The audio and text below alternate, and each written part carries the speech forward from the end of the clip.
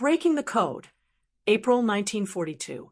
Spring sunlight filtered through basement windows at Pearl Harbor's 14th Naval District headquarters, illuminating stacks of intercepted Japanese communications that covered every available surface. Lieutenant Commander Joseph Rochefort operated on minimal sleep, sustained by coffee and determination. His cryptanalysis team at Station HYPO had been working around the clock since late April, sensing something momentous approaching. The Pacific Fleet remained a shadow of its pre-war strength. Battleships still rested on the harbor floor, where they'd settled that December morning. More than 2,400 Americans had perished in the surprise attack that brought the United States into global conflict. Yet Rochefort possessed knowledge the enemy didn't suspect. American cryptanalysts were reading portions of Japanese naval communications. "Sir, another intercept from the Fourth Fleet," announced a young officer, placing decoded text on Rochefort's desk. References to Operation MI continue. They're requesting specialized equipment. Rochefort's exhausted eyes sharpened with focus. For weeks, fragments of a major Japanese operation had been appearing in intercepts. The designation AF recurred constantly, tantalizingly cryptic. Identifying this target location could provide the Americans with their first real opportunity to strike back. Admiral Chester Nimitz commanded the Pacific Fleet from offices overlooking Pearl Harbor's salvage operations. The Texas-born admiral had inherited command at America's darkest Pacific moment, facing an enemy that appeared unstoppable. His intelligence officer, Commander Edwin Layton, entered with the latest analysis. Admiral Rochefort's team has identified patterns suggesting a major operation plan for early June, Layton reported. The scale indicates something larger than anything since Pearl Harbor. Nimitz turned from observing salvage crews working below. Unlike many senior officers who dismissed cryptanalysis as speculative, Nimitz understood intelligence's value in modern warfare. "How confident is Rochefort?" "He's willing to stake his career on it, sir," Layton replied without hesitation. "His team believes the target lies somewhere in the Central Pacific. They're working to pinpoint the exact location." The admiral nodded thoughtfully. If Rochefort proved correct, this represented the opportunity American forces desperately needed. Japanese expansion had continued unchecked across the Pacific, but perhaps the enemy was finally overextending.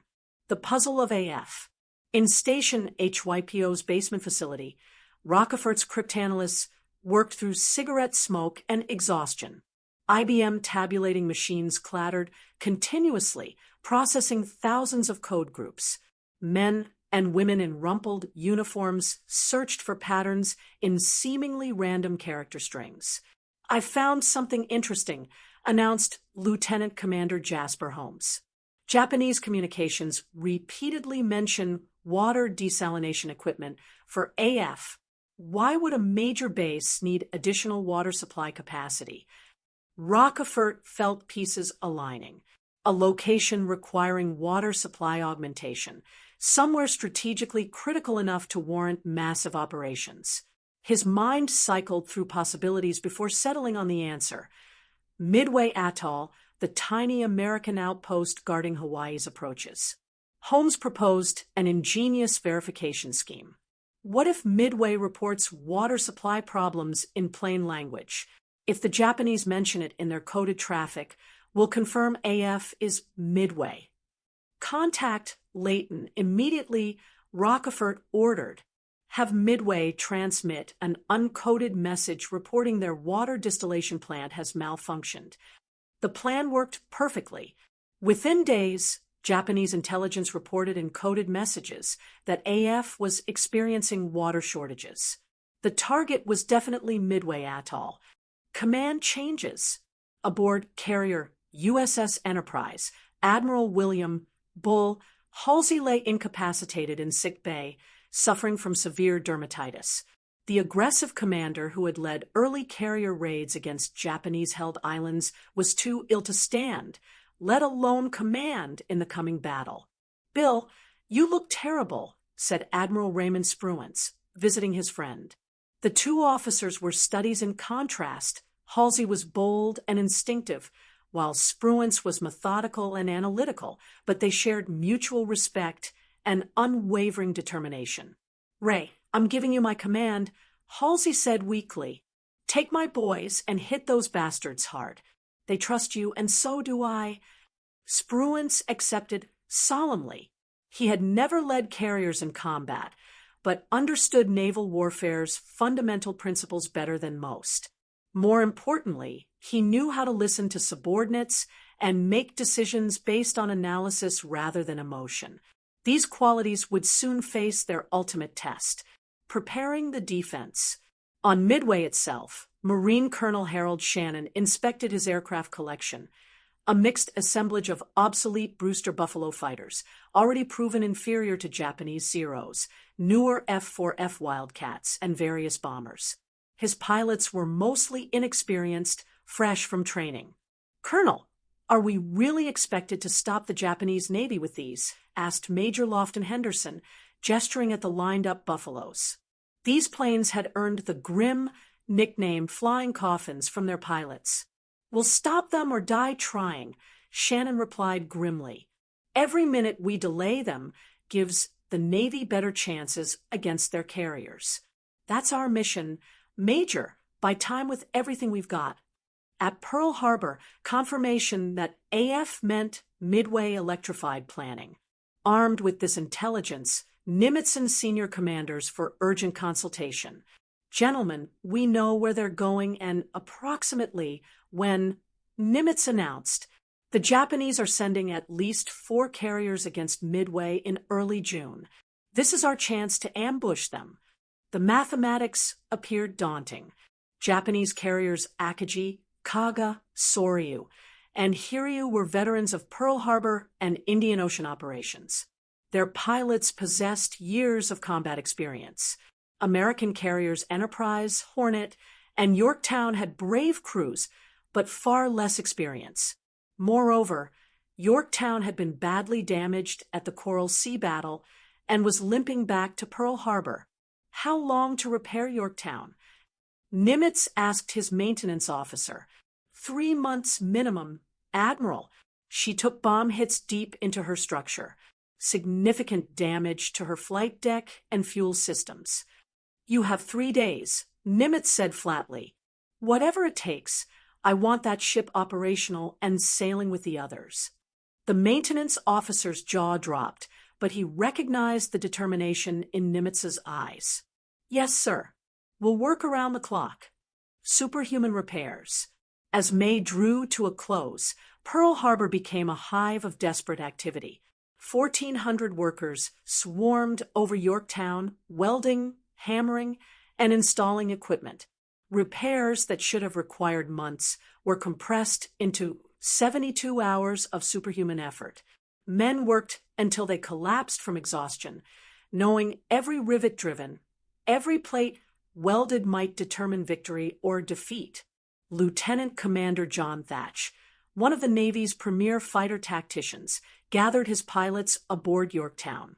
He had developed new tactics specifically to counter the Zero's superior maneuverability. "Listen carefully," Thatch addressed his young aviators. "The Zero can outturn us, outclimb us, and it's faster. But it's lightly built. Our Wildcats can absorb punishment and keep flying. We'll use a new formation I call the Thatch Weave. Work in pairs, cover each other. Never try dogfighting a Zero one-on-one." Among the pilots was Ensign George Gay, fresh from flight school with barely 300 hours flight time. The young Texan tried hiding his nervousness as Thatch explained how they would attack the Japanese fleet. Torpedo bombers would go in low and slow, perfect targets for enemy fighters and anti-aircraft fire. Everyone knew it approached a suicide mission, though no one voiced their fears. The fleets deploy. On May 28th, Task Force 16, centered on Enterprise and Hornet under Spruance's command, slipped out of Pearl Harbor. The carriers were screened by cruisers and destroyers' crews at battle stations. 2 days later, Yorktown followed, her hull still bearing fresh welds and patches. The 3 carriers would rendezvous northeast of Midway, at a position designated Point Luck, perfectly positioned to ambush the approaching Japanese.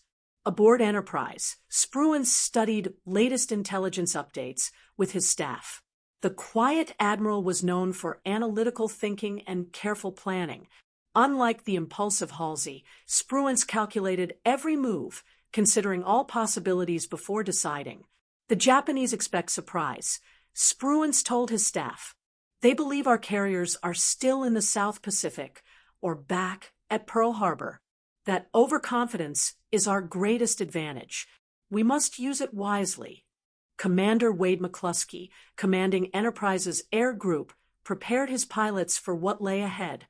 A veteran naval aviator, McClusky understood both his aircraft's capabilities and limitations. "When we find their carriers, we hit them with everything," McClusky briefed his squadron commanders. "Dive bombers will attack from high altitude, while torpedo planes go in low. Fighter cover will be limited, so speed and surprise are essential." Among McClusky's pilots was Lieutenant Richard Dick Best, commanding Bombing Squadron 6. Best was known for exceptional dive bombing accuracy, a skill that would soon prove crucial. "Remember, we're looking for their carriers, not battleships or cruisers," Best emphasized to his pilots. "I don't care how tempting other targets look. We sink their carriers, and we win this war." The trap is set. As May turned to June, both fleets moved toward their fateful encounter. Americans had positioned themselves perfectly thanks to code-breaking success, but intelligence was only part of the equation. The coming battle would be decided by pilot skill and courage, commander decisions under extreme pressure, and the thin margins that characterized carrier warfare. On Midway, preparations reached fever pitch. Every available aircraft was armed and fueled. Marines dug defensive positions in coral sand. Radar operators scanned continuously, knowing first warning of Japanese approach would come from their screens. Commander Cyril Samar, Midway's senior officer, made final inspection of defenses. The atoll's 2 small islands were packed with ammunition, fuel tanks, and aircraft. One well-placed bomb could transform the entire base into an inferno, but there was no choice. Everything depended on Midway holding out long enough for carriers to do their work. As darkness fell on June 3, 1942, American PBY Catalina patrol planes spread out from Midway in long search patterns. These slow, ungainly aircraft would be first to spot the approaching enemy. Their crews knew making contact with the Japanese fleet meant almost certain death, as lumbering patrol planes were easy prey for Zero fighters. But finding the enemy was worth any sacrifice. At 0900 on June 3rd, Ensign Jack Reed, piloting a PBY, spotted ships on the horizon. Sighted main body, he radioed, bearing 262 degrees, distance 700 miles. The Japanese invasion force had been found, but carriers remained hidden. June 4th, the battle begins. At 0430 hours on June 4th, pre-dawn darkness over Midway shattered with aircraft engine roars. Lieutenant Joichi Tomonaga led 108 Japanese aircraft from 4 carriers toward their target. 36 torpedo bombers carrying conventional bombs for ground attack, 36 dive bombers, and 36 Zero fighters for escort. As they formed up in darkness, not one Japanese aviator suspected American carriers lurked nearby, waiting. On Midway, radar operators detected the incoming strike at 0552. Many planes bearing 320 degrees, distance 93 miles. The operator reported, voice steady despite racing heart. Air raid sirens wailed across the tiny atoll. Marines ran to battle stations while pilots sprinted to aircraft. Every flyable plane on Midway had to get airborne immediately or risk ground destruction. Major Lofton Henderson led Marine Scout bombing Squadron 241 into the dawn sky, including his obsolete Buffalo fighters. The Buffaloes were slower, less maneuverable, and more lightly armed than Zeros, but Henderson's Marines possessed absolute determination. Enemy fighters 12 o'clock high. Radio warnings crackled as Marines met the incoming strike head-on. Zeros pounced on American fighters like hawks among pigeons. Within minutes, the sky filled with burning American planes spiraling toward the ocean. Henderson's aircraft was among those shot down as he led his squadron's dive bombers in their attack. But the Marine sacrifice wasn't in vain. Their attack disrupted the Japanese formation and forced bombers into evasive action. More importantly, it bought precious time for Midway's bomber force to clear the island and head for the Japanese fleet, whose position had been reported by searching PBY patrol planes. At 0630, Tomonaga's force reached Midway and began attack runs. Bombs rained down on the airfield, fuel tanks, and defensive positions. Island anti-aircraft guns blazed away, filling the sky with black smoke puffs. A direct hit on the power station knocked out Midway's radar. Another bomb set fuel tanks ablaze, sending thick smoke columns into the morning sky. But as Tomonaga circled assessing damage, he realized the attack had failed its primary objective. Runways were cratered but reparable. Many defensive positions remained intact. Most critically, they had destroyed few aircraft on the ground because Americans had gotten them airborne in time. Tomonaga radioed Admiral Nagumo, "There is need for a second attack wave." This message would trigger a chain of decisions determining the battle's outcome. Nagumo's dilemma. Aboard Japanese carrier Akagi, Admiral Nagumo faced a critical decision. He had held back 93 aircraft armed with anti-ship weapons, torpedoes, and armor-piercing bombs, in case American ships appeared. Should he rearm them with ground attack weapons for a second Midway strike, or keep them ready for naval targets? At 0715, Nagumo made his fateful decision: rearm the aircraft with bombs for land attack. Crews immediately began the laborious, dangerous process of removing torpedoes and replacing them with conventional bombs on crowded hangar decks, with armed ordnance being moved around volatile aviation fuel and ammunition. Unknown to Nagumo, 200 miles to the northeast, American carriers were already launching their strikes. Admiral Spruance, commanding Enterprise and Hornet, had made the crucial decision to launch everything at maximum range. It was a calculated risk. His planes would barely have enough fuel to return, but it would catch the Japanese at their most vulnerable moment. The Torpedo Squadron sacrifice. Pilots, man your planes. The order echoed across American flight decks. Lieutenant Commander John Waldron led Hornet's Torpedo Squadron 8, knowing the odds against his slow, vulnerable Douglas TBD Devastators. In his ready room briefing, he had been brutally honest. "If we run out of gas, we'll ditch together. If only one of us makes it through, he'll hit a carrier. May God be with us all."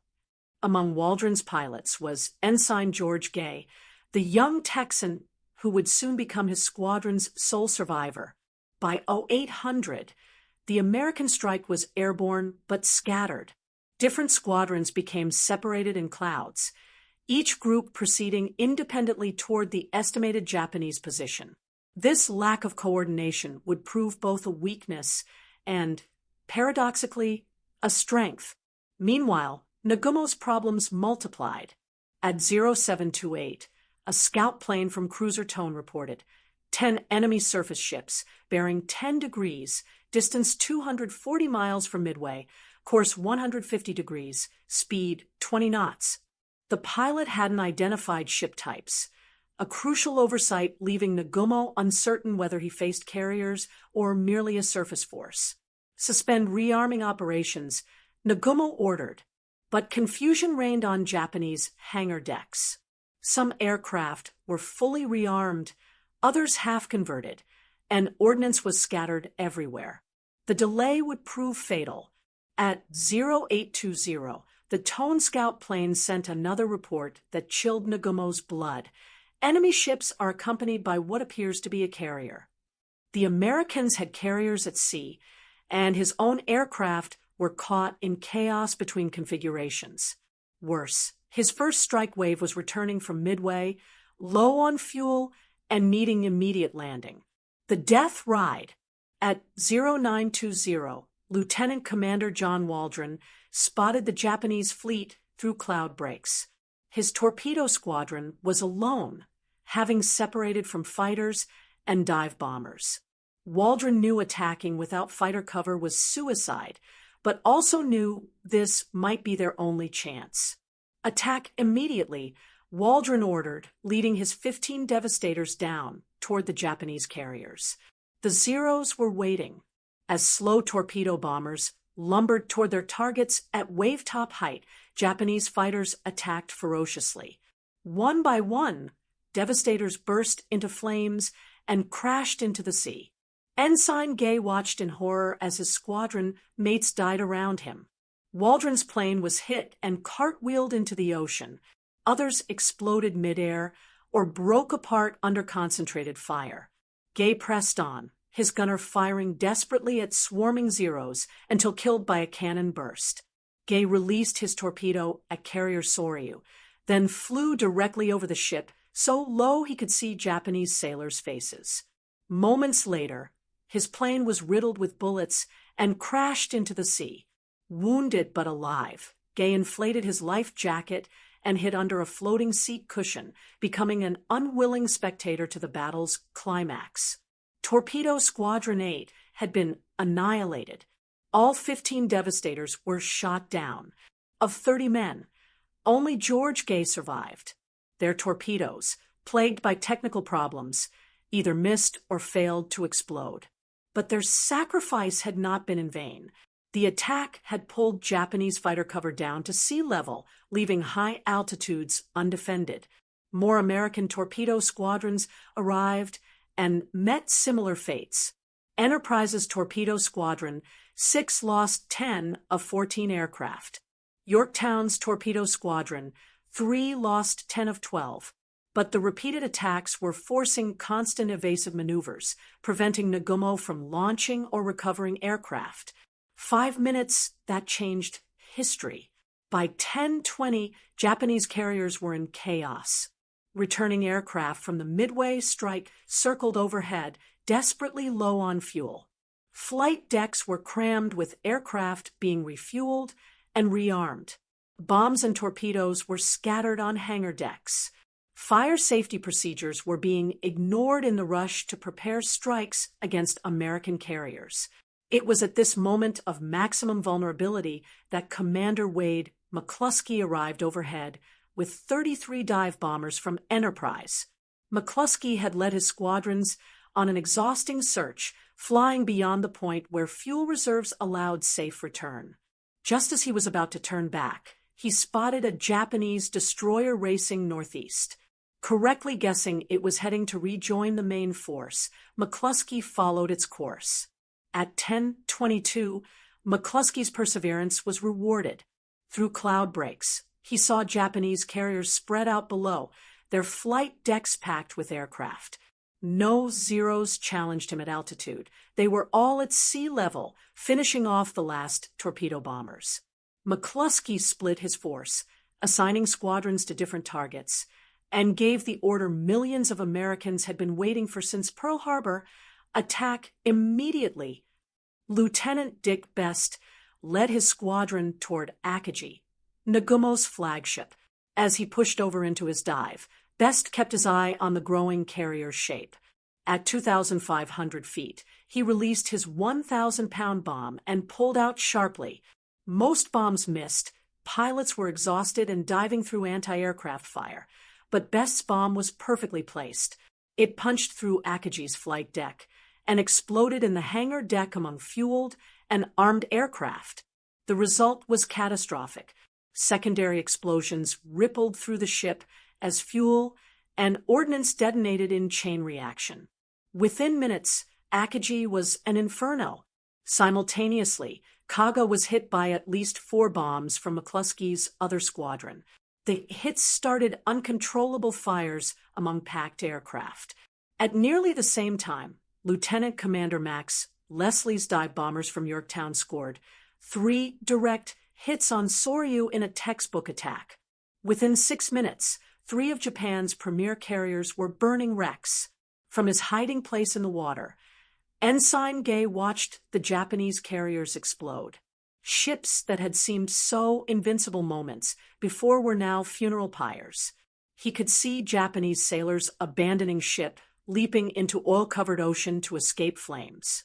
Bodies of his squadron mates floated nearby, but their sacrifice had made this moment possible. The last carrier falls. Admiral Nagumo, forced to transfer his flag from burning Akagi to a cruiser, was in shock. 3/4 of his striking power had been eliminated in minutes. Akagi, Kaga, and Soryu were finished. Only Hiryu remained operational, racing northwest to escape while launching a counterstrike. The Japanese Navy's aura of invincibility, built through 6 months of victories, had been shattered. But the battle wasn't over. Hiryu's counterstrike found Yorktown early that afternoon. Despite determined defense by fighters and anti-aircraft fire, Japanese dive bombers scored 3 hits that left the American carrier burning and listing. Damage control parties fought desperately to save the ship, and their efforts seemed successful until a second strike by torpedo bombers put 2 more torpedoes into Yorktown's hull. Admiral Fletcher transferred to a cruiser, passing tactical command to Spruance. Yorktown's crew abandoned ship, but the tough carrier refused to sink. She would remain afloat until June 7th, when Japanese submarine I-168 found her and delivered final torpedo hits that sent her to the bottom. The loss of Yorktown was painful, but by then Hiryu had joined her sisters in destruction. Late on June 4th, dive bombers from Enterprise found the last Japanese carrier and left her burning from stem to stern. 4 Japanese carriers, the core of the force that attacked Pearl Harbor, now lay on the Pacific bottom. The aftermath. As darkness fell on June 4th, American pilots returned to their carriers with barely fumes in their tanks. Many aircraft, damaged in combat or out of fuel, ditched in darkening seas. Destroyers raced to rescue pilots from the water. The human cost had been high, but the strategic victory was complete. Admiral Spruance, cautious and calculating, resisted temptation to pursue retreating Japanese. He knew Admiral Yamamoto's battleships were somewhere in the darkness, and his pilots were exhausted. Better to preserve his victory than risk carriers in a night engagement where battleship guns could be decisive. It was a controversial decision, but it proved correct. The statistics were staggering. Japan had lost 4 fleet carriers, 1 heavy cruiser, 248 aircraft, and 3,057 men, including many of their most experienced pilots. Americans had lost 1 carrier, 1 destroyer, 147 aircraft, and 307 men. But numbers only told part of the story. Japan's offensive capability in the Pacific had been permanently crippled. The initiative had passed to Americans. Legacy. The Battle of Midway became a turning point, not just in the Pacific War, but in world history. It demonstrated that intelligence, properly used, could overcome numerical disadvantage. It showed that courage and sacrifice, even in apparent failure, could create opportunities for victory. Admiral Nimitz, in his after-action report, gave credit to the codebreakers who had uncovered the Japanese plan, to commanders who had made crucial decisions under pressure, and above all to pilots who had pressed home their attacks against overwhelming odds. For the Japanese Navy, Midway was a disaster from which they would never recover. The 4 carriers lost represented years of construction and decades of pilot training that could not be replaced. The codebreakers who had made victory possible received little public recognition during the war. Their work remained classified for decades. But officers like Rochefort and his team had arguably won the most important intelligence victory in American history. Lieutenant Commander Rochefort, despite his crucial role, would be reassigned shortly after Midway due to bureaucratic conflicts with Washington. His team's success had proven intelligence could win battles, but inter-service rivalries would prevent him from receiving proper recognition until decades later. In 1986, he was posthumously awarded the Navy Distinguished Service Medal. The Battle of Midway stands as one of history's most decisive naval engagements. In the span of a few minutes on June 4, 1942, the course of the Pacific War changed forever. American dive bombers, arriving at the perfect moment, struck Japanese carriers at their most vulnerable. The resulting destruction ended Japan's offensive capabilities and began the long American advance across the Pacific.